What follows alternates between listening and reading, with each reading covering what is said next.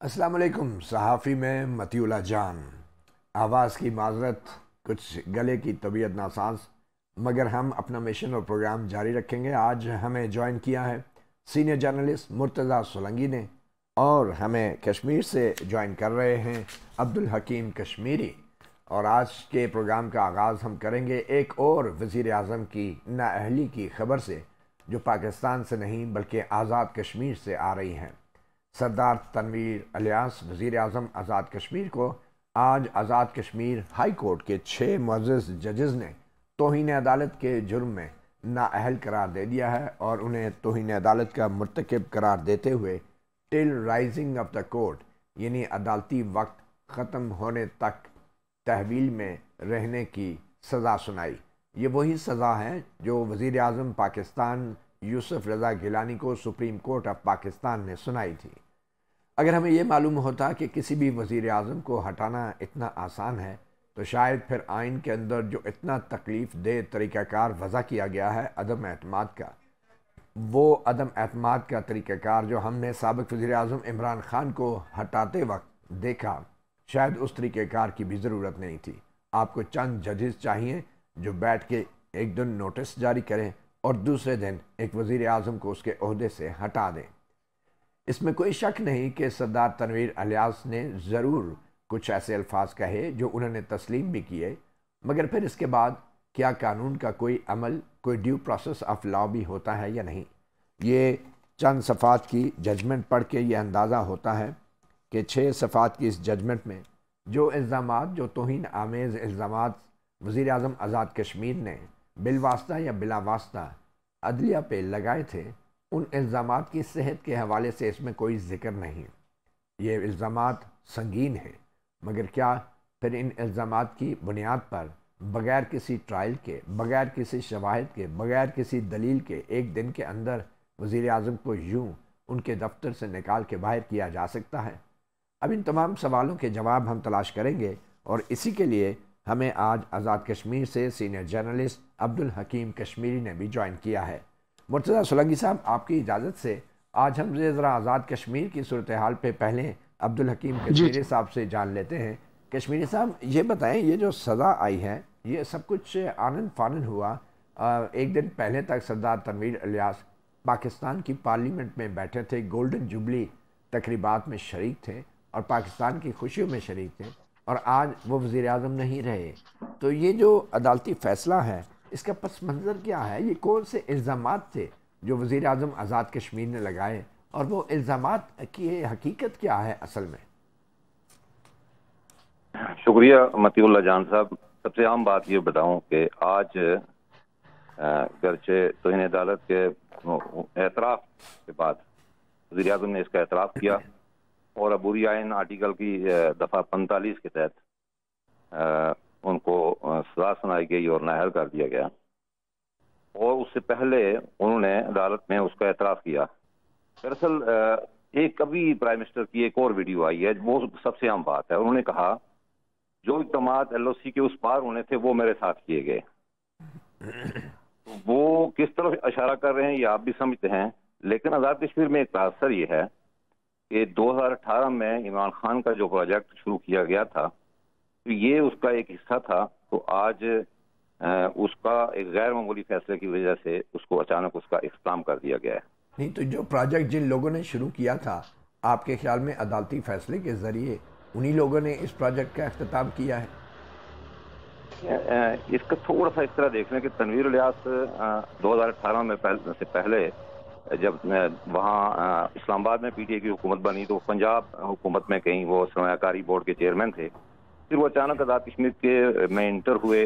2021 में यहाँ इलेक्शन हुए, वो इलेक्शन को उनको सारी निगरानी उन्हें दी गई। फिर उन्हें जो साबिक जो पार्टी हेड थे यहाँ, सुल्तान महमूद, उन्हें साइड पे किया, वो PTI के यहाँ सदर बन गए। फिर जो अब्दुल कयूम नियाज़ी जो पहले प्राइम मिनिस्टर थे यहाँ, उन्हें हटाकर वो यहाँ के प्राइम मिनिस्टर बन गए। तो ये इल्ज़ाम है या हकीकत है, लेकिन बहरहाल ये ज़बान खल्क है कि वो 5-8 अरब रुपया खर्च करके यहाँ तक पहुँचे थे। चलें, बहरहाल उन्होंने खर्चा ज़रूर किया, पैसा ज़रूर लगाया, मगर क्या हमारे मुअज़्ज़ज़ जजेस, जो 6 जजेस हजरात हैं, उन्होंने जो फ़ैसला दिया है, क्या उस फैसले की वजह वो इल्ज़ामात हैं जो सरदार तनवीर इलियास लगा रहे थे, और वो इल्ज़ामात हैं क्या और किस हवाले से हैं, उन इल्ज़ामात का पस मंज़र क्या है? आ रहे थे वो ये थी कि एक तो सऊदी कुवैत डेवलपमेंट फंड है, कोई 5 अरब रुपए का। आज़ाद कश्मीर के मुख्तलिफ स्कूलों को, बच्चों को इनरोलमेंट थी, उनके लिबास था, उनकी खुराक का बंदोबस्त करना था, तमाम अदलिया ने उसमें एक इम्तनाई दे दिया। ये तो एक ज़ाहरी बात थी, ये बात बिल्कुल दुरुस्त है कि जो प्रोजेक्ट्स हों उनके काम होने चाहिए। आज़ाद कश्मीर में इजीली हर चीज़ पे हुक्म इम्तनाई दे दिया जाता है।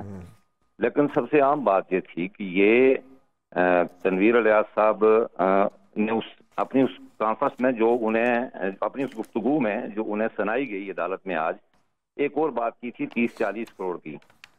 ये बेसिकली बुनियादी तौर पर टोबैको इंडस्ट्री का इससे ताल्लुक है, और ये ब्लैक मनी है जो आपका ट्रैक एंड ट्रेस सिस्टम है एफबीआर का, वो भी ये साबित करता है कि हर साल 25-30 अरब का यहाँ रॉ मटेरियल आता है और वापस में 5-4 अरब का माल जाता है। तो बाकी पैसे कहाँ जाते हैं?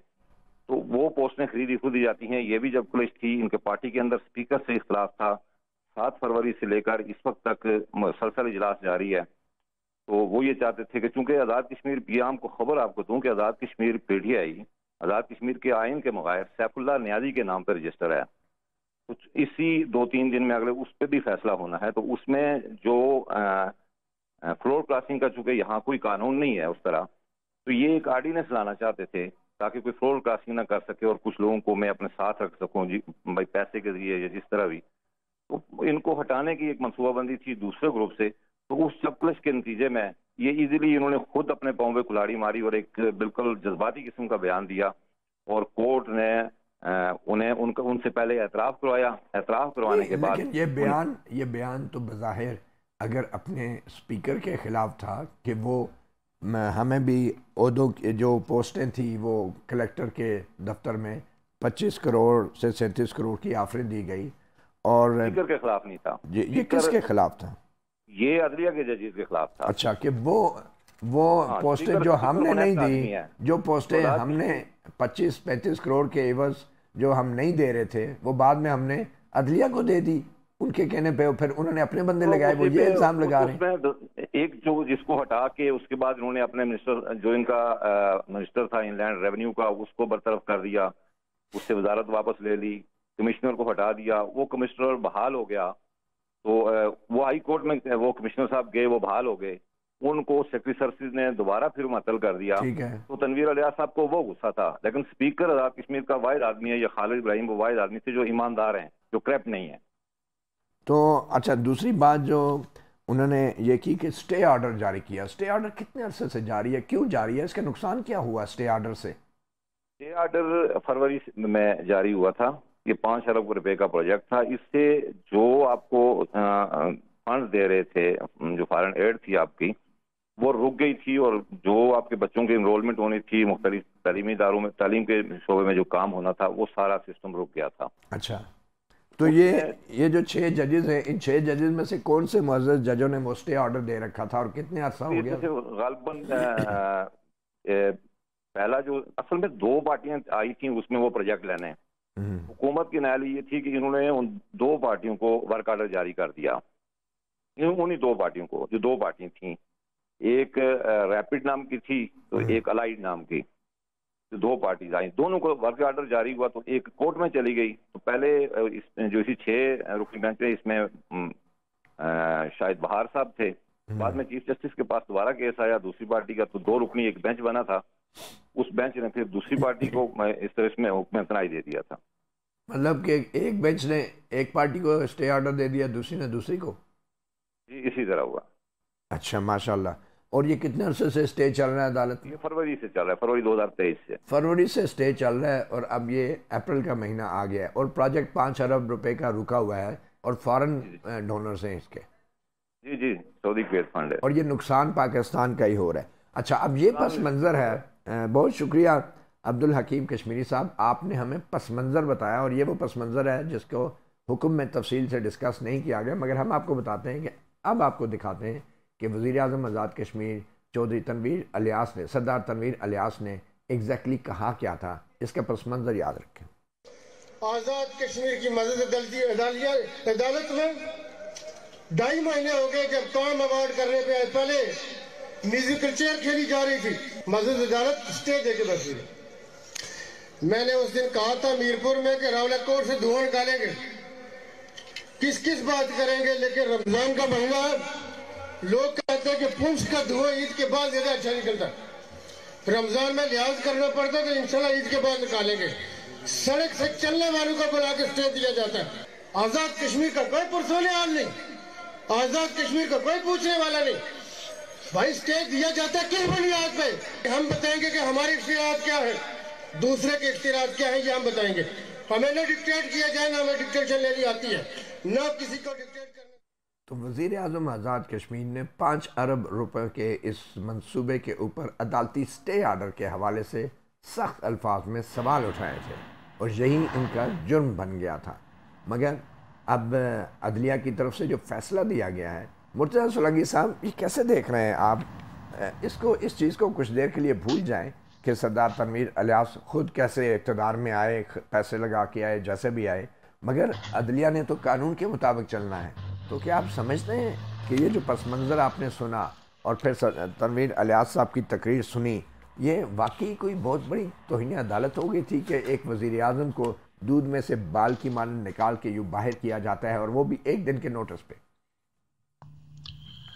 जी, बात यह है कि कतई नज़र इसके कि वो किस तरह से वज़ीर आज़म बने और कतई नज़र इसके कि अगर ये यहाँ से बच भी जाते हैं तो जिस तरह से उनकी अपनी पार्टी के अंदर धड़ेबंदी है और जो फ़र्क है सीटों का वो इतना कम है कि शायद इनका मुस्तकबिल ख़तरे में हो। लेकिन अगर हम इसको मानना शुरू कर देंगे कि तौहीन अदालत में चाहे वज़राए आला हो, चाहे आज़ाद कश्मीर का वज़ीर आज़म हो या पाकिस्तान का वज़ीर आज़म हो, उनको घर भेजें, तो ये जो राय दहिंदेगान हैं, अवाम है, उनके हुकूक की एक तरह से खिलाफ वर्जी है। तो कोई भी जमहूरियत पसंद शख्स अदालत के इस तौहीन अदालत के चक्कर में घर भेजने की हिमायत कर नहीं सकता।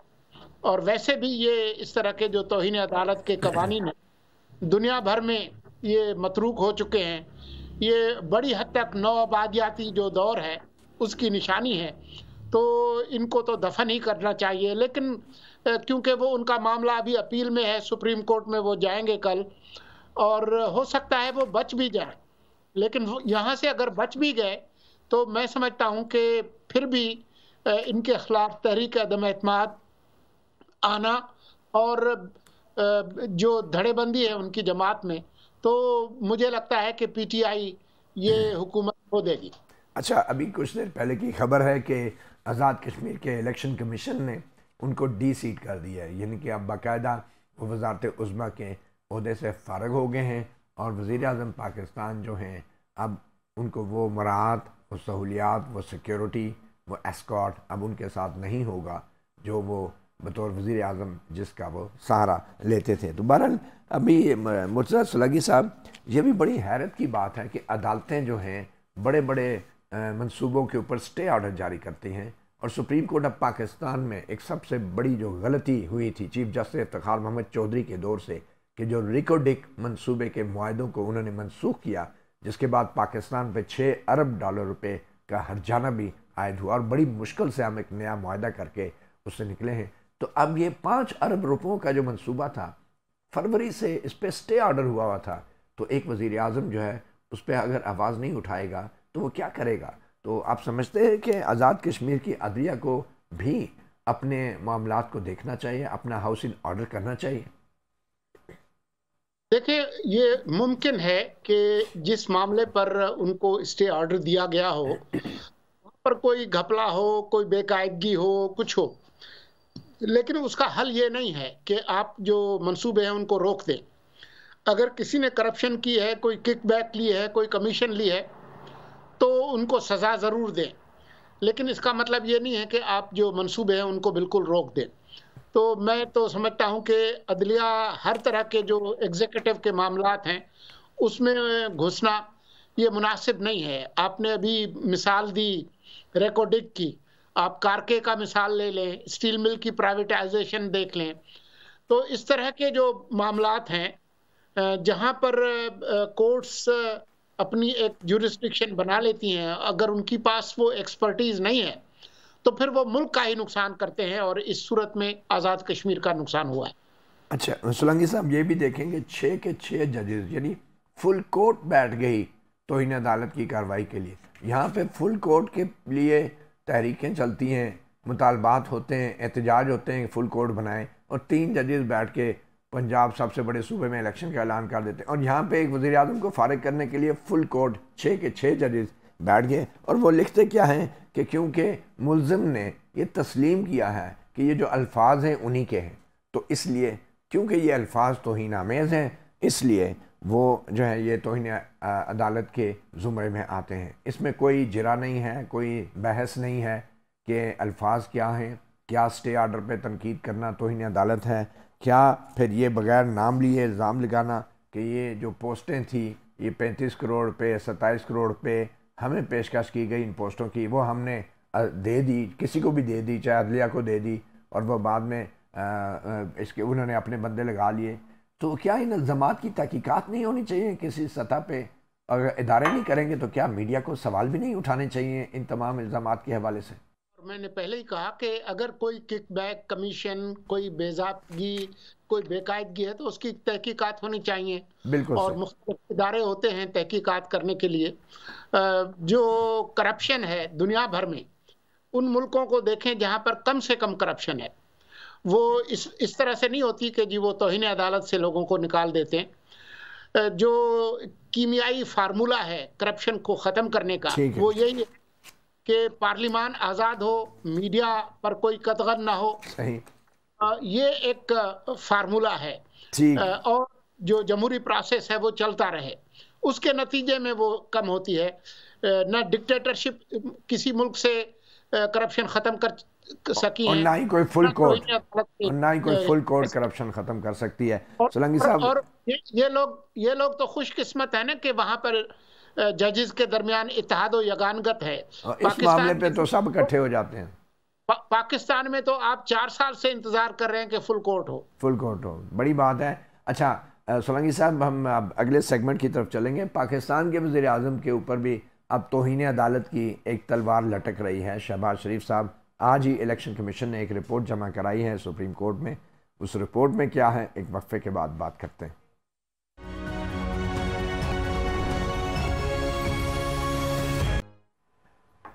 साफ़ी प्रोग्राम में अब हम बात करेंगे वज़ीर आज़म शहबाज शरीफ पर लटकती तौहीन अदालत की तलवार की। और आज़ाद कश्मीर के वज़ीर आज़म तो तौहीन अदालत के जुर्म में एक दिन में फ़ारग हो गए, मगर क्या शहबाज शरीफ के साथ भी यही होने जा रहा है? क्योंकि आज इलेक्शन कमीशन ऑफ पाकिस्तान ने जो रिपोर्ट जमा कराई है, उन्होंने कहा है कि जनाब हुकूमत पाकिस्तान ने सुप्रीम कोर्ट के हुक्म के मुताबिक 21 अरब रुपए की रकम अभी तक फराहम नहीं की, और आज की डेडलाइन थी। उस रिपोर्ट के ऊपर तो बात करेंगे, मगर इससे पहले कयूम सदीकी साहब एक नई खबर लेकर आए हैं। चौंधी खबर है। दी कयूम साहब, कोई सुना मुलाकातें होगी? हमने तो सुना था किसी ज़माने में जब बेनज़ीर भुट्टो पहली खातून वज़ीर आज़म बनी थी तो उनके शोहर नामदार आसिफ जरदारी जब उनसे बतौर वज़ीर माहौलियात मुलाकात करते थे तो PTV पे खबर चलती थी कि वज़ीर माहौलियात की वज़ीर आज़म बेनज़ीर भुट्टो से मुलाकात। तो वो भी एक खबर होती थी और हम सब हंसते थे। और फिर बाद में ऐसी ऐसी खबरें आई कि फ़लाँ ने फ़लाँ चौकी का दौरा किया, फ़लाँ बॉर्डर का दौरा किया। भाई ये ड्यूटी है, काम है, रोज़ की मालूमात हैं। तो ये जो सुप्रीम कोर्ट में कोई मुलाकातें भी अब वो खबर बनना शुरू हो गई हैं। आज की क्या खबर है, कौन सी मुलाकात? देखिए मतीउल्लाह जान, इसका एक माहौल है ना, जो कि हमारे बहुत सारे दोस्त जो हैं, मैं तो पहले भी आपके साथ यहाँ पे बैठ के यही हम तो बात करते हैं कि बात कोई ज़ाती लड़ाई की तो है ही नहीं है। तो कौन सी मुलाकात है? तो ये जो है वो ज़ाहिर है एक तरीक़ाकार के ऊपर है ना कि अदालत को चलना कैसे चाहिए, चीफ जस्टिस के इख्तियारात जो हैं वो उनको किस तरह से फेयरली जस्टली होना चाहिए। अच्छा, मुलाकात जो है जनाब वो हुई है चीफ जस्टिस पाकिस्तान और जस्टिस काजी फईसा साहब की। अच्छा, और शुक्र है मेरे ख्याल में मुल्क में एक किस्म का ठहराव सुकून आ गया। अच्छा, इससे पहले भी होती रही दो बड़ी ताकतें जो हैं उनकी आपस में मुज़ाकरात हो गए हैं। तो वो उस मुलाकात का जो मौजू है वो प्रेस रिलीज़ की सूरत में मेरे ख्याल सबके सामने आ चुका है। वही है कि स्पीकर के साथ वहाँ पे कभी कोई सियासी तकरीर नहीं होगी और फिर इस हवाले से जो है वो सारी बातचीत थी, बड़ी खुशगवार माहौल के अंदर थी। तो इसका मतलब ये जो वजाहत जारी हुई है काजी फाइसा की, ये इस मुलाकात के नतीजे में जारी हुई है, बंदियाल साहब के साथ जो उनकी मुलाकात हुई?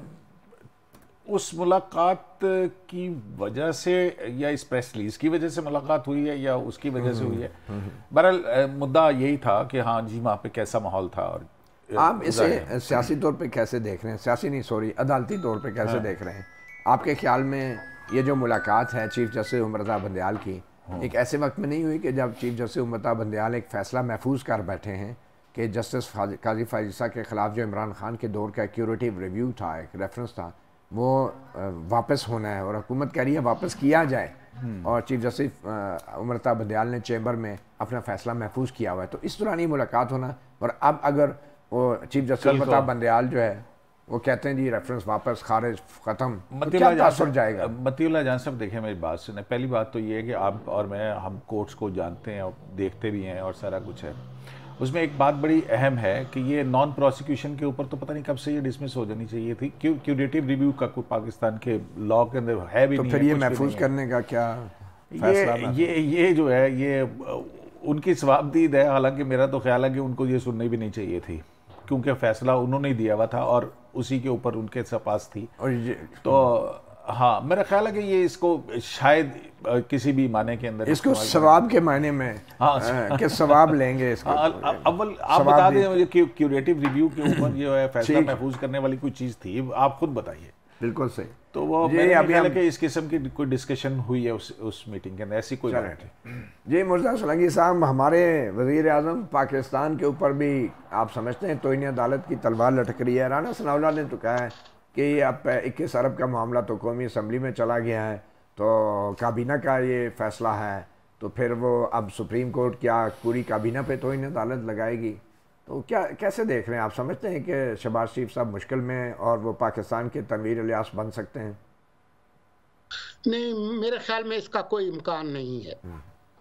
एक साबिक फौजी सदर होते थे मरहूम परवेज़ मुशर्रफ साहब, उन्होंने टीवी पे बैठकर एक बात की थी कि पाकिस्तान के अंदर जो अदालतें हैं वो एक ख़ास माहौल में ऑपरेट करती हैं और फैसले देती हैं।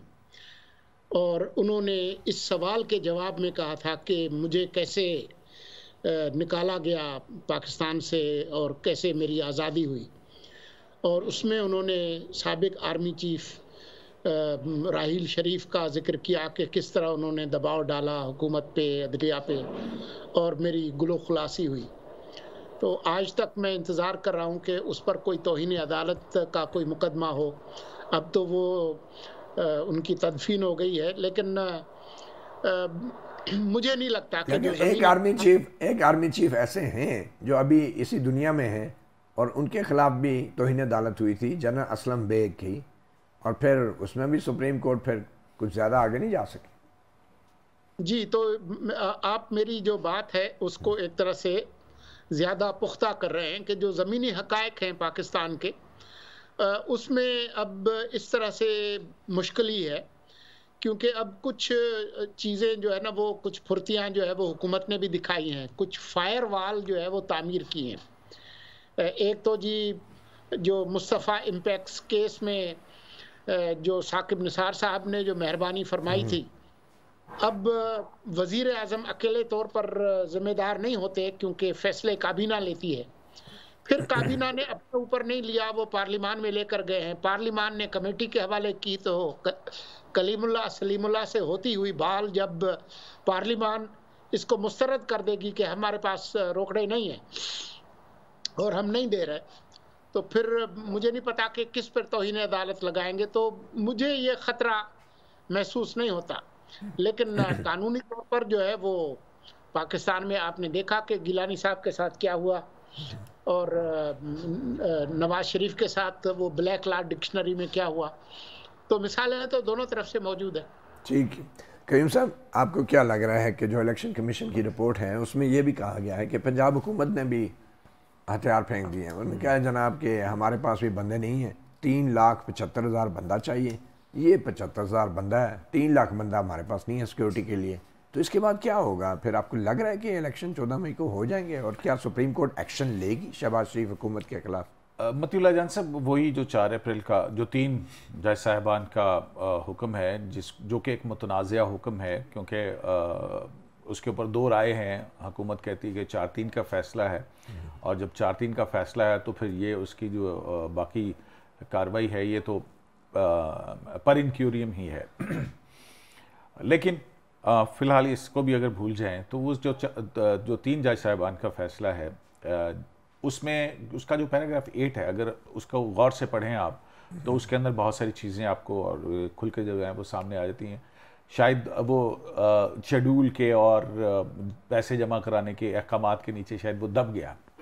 तो मैंने आज फिर वो दोबारा निकाला और निकाल के पढ़ा मैंने उसको। तो वो जो पैराग्राफ 8 है उसके अंदर लिखा है कि ये इक़दामात यानी कि पैसे देने के या सिक्योरिटी के और पंजाब के में अगर ये इसमें नाकामी होती है, फेडरल गवर्नमेंट फिर नाकाम हो जाती है ये सारी चीज़ें प्रोवाइड करने के अंदर, तो फिर इलेक्शन कमीशन ऑफ पाकिस्तान जो है वो सुप्रीम कोर्ट ऑफ पाकिस्तान को बताएगा कि क्या अप्रोप्रिएट मुनासिब अहकाम लिए जा सकते हैं।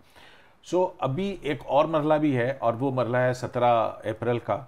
और वो 17 अप्रैल जो है 17 अप्रैल तक जो सिक्योरिटी प्रोटोकॉल जो है वो सारी सिचुएशन फेडरल गवर्नमेंट ने, वज़ारत दफ़ा, वज़ारत ख़ज़ाना जो भी मतलब पंजाब और केपी के अंदर जो सिक्योरिटी पर्सनल जो प्रोवाइड करने हैं उस हवाले से जो है वो पूरा सिक्योरिटी प्लान भी जो है वो देना। अभी तो एक और डेडलाइन है।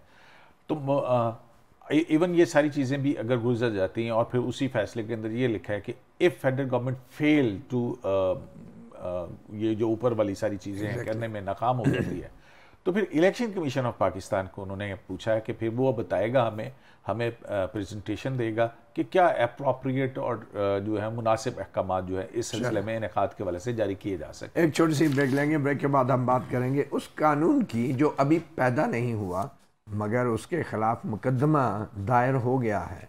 जी हाँ, पार्लियामेंट ने जो चीफ जस्टिस के सो मोटो के हवाले से बेंचों की तश्कील के अख्तियार के हवाले से कानून साजी की थी। इत्तलात ये आ रही हैं कि हाई कोर्टों में बल्कि सुप्रीम कोर्ट में भी दरख्वास्त डाल दी गई है कि जनाब ये जो कानून अभी बना नहीं, ये गैर आईनी है। एक छोटी सी ब्रेक के बाद इस पर बात करते हैं। जी हाँ, कानून अभी बना नहीं मगर अदालतों में पहले ही चैलेंज हो गया। कुछ नौजवान वकील होते हैं, बहुत ही एम्बिशियस होते हैं, कुछ लाइमलाइट में आना चाहते हैं, कुछ किसी जज को खुश करना चाहते हैं। ऐसी ही दरख्वास्तें बदकिस्मती से हमारी हाई कोर्टों में माजी में भी आती रही हैं और इवन के सुप्रीम कोर्टों में भी। करीम सदीकी साहब, हम आपकी तरफ भी आएंगे मगर पहले मैं चाहूँगा कि मुर्तज़ा सोलंकी साहब से ये ज़रा जान लें। मुर्तज़ा सोलंकी साहब, आप कैसे देख रहे हैं कि ये जिस तरीके से अभी कानून आया ही नहीं, पार्लियामेंट ने अभी उसकी मंजूरी तो दे दी मगर अभी 10 दिन के बाद वो कानून बनेगा, तो पहले से ही दरख्वास्तें डालने का ये जो रवाज है, ये जल्दी क्या है, ये पैनिक क्या है? क्या फ़र्क पड़ता है अगर चंद दिन कानून फील्ड में रह जाए और उसके बाद अगर कानून पढ़ने के बाद किसी को एतराज़ हो तो चैलेंज कर ले? देखें, वो अब्दुल कयूम सिद्दीकी आपके पास बैठे हैं, उनसे पूछ लें कि कितने अरसे से वो नैब का जो तरमीमी जो एक्ट है उस पर बात चल रही है और अभी तक फैसला नहीं हुआ और बहुत सारे लोग मुस्तफ़ीज़ भी हो चुके हैं इससे। लेकिन आपको पता है कि आइन के अंदर क्या लिखा है कि वफाकी जो हुकूमत है और जो पार्लिमान है वो फेडरल लेजिस्लेटिव लिस्ट में जो उमूर आते हैं उसमें वो जो 4th शेड्यूल में है उस पर वो कानून साजी कर सकती है। और आइन के अंदर जो सुप्रीम कोर्ट है वो आइन और कानून के तहत चलती है, ये लिखा है। और जो 4th शेड्यूल के अंदर जो 55 जो नंबर है या जो सेक्शन है उसके अंदर बड़ी वजाहत से लिखा है कि अगर वैसे तो बाकी तमाम अदालतों के बारे में कानून साजी की जा सकती है, लेकिन सुप्रीम कोर्ट के हवाले से बहुत वाज़ेह तौर पर लिखा है कि अगर उसके अख्तियारात में इजाफा करना हो, उसकी जूरिस्डिक्शन बढ़ानी हो, सप्लीमेंट करना हो, वो तो कर सकते हैं लेकिन कम नहीं कर सकते। तो मुझे तो इस कानून में कोई ऐसी चीज़ नज़र नहीं आती जो कि फेडरल लेजिस्लेटिव लिस्ट के अंदर जो अख्तियार दिया गया है वफाक और पार्लिमान को, उसमें किसी किस्म की वो हो। बाकी आप ये कहना चाह रहे हैं कि जो कानून है वो सुप्रीम कोर्ट के अख्तियार में इजाफा कर रहा है और सिर्फ एक फ़र्द वाहिद चीफ जस्टिस का जो अख्तियार है वो भी गलत तौर पे इस्तेमाल हो रहा था, उसको अब वजाहत के साथ सुप्रीम कोर्ट को दिया जा रहा है, आप ये कह रहे हैं? जी बिल्कुल जी। क्यों आप इसको कैसे देख रहे हैं कि कानून, वैसे मेरा जो सवाल था वो यही था कि अभी कानून बना नहीं, कोई रवायत है ऐसी? एक हस्बा बिल आया था एक दफ़ा पहले। नहीं, वो तो एडवाइजरी जुरिस्डिक्शन में था ना, मतलब इसमें और इसमें बहुत फर्क है। वो 186 की जो सुप्रीम कोर्ट की जुरिस्डिक्शन है उसके अंदर आया, और सदर जब एडवाइजरी जुरिस्डिक्शन वो करता है उसका जवाब तो देना पड़ता है। तो बहरहाल कोई भी कानून जो अभी बना ना हो उसके खिलाफ चैलेंज जा सकता है। सदर वजीर आजम के एडवाइस पे ही। जी हाँ बिल्कुल 48 हाँ जी हाँ बिल्कुल, वो ये तो बड़ा इस पे तो हमारा तो ये दरख्वास्तें जो डाल रहे हैं वकीला हजरात, इन्हें क्या जल्दी क्या है, पैनिक क्या है कि अगर वो फील्ड में आ गया एक दिन के लिए भी तो क्या हो जाएगा? कुछ भी नहीं होगा। वो क्या कहते हैं कि मशलें लिए फिरते हैं, वो क्या गुलाम गर्दी क्या है ना, वो कि जैसे टूटने वाला हुआ आसमां कोई, तो वो वाली शायद इनकी सूरत हाल है, लेकिन ऐसी है नहीं है बात। बड़ा मेरा ख्याल है कि ये वेरी वेल ड्राफ्टेड है ना, तो बड़ा केयरफुली ड्राफ्ट किया गया है कि उसके अंदर, और फिर सुप्रीम कोर्ट के अपने फैसलों की रोशनी के अंदर है। देखें ना, जब केस लॉ जाएगा वो वहाँ पे जाएंगे तो मुस्तफा इम्पैक्ट्स केस जो है ना वो सबसे पहले आगे खड़ा होगा। फिर जब डिस्क्रिशनरी पार्ट्स की बात होगी कि वो उसको स्ट्रक्चर्ड होना चाहिए तो फिर वो भी आएगी बात। सो मेरा नहीं ख्याल है कि इन नौजवान वकला को जो है फाजिल अदालतों से इस किस्म का कोई रिलीफ मिल पाएगा कि जिसमें वो कर सकें।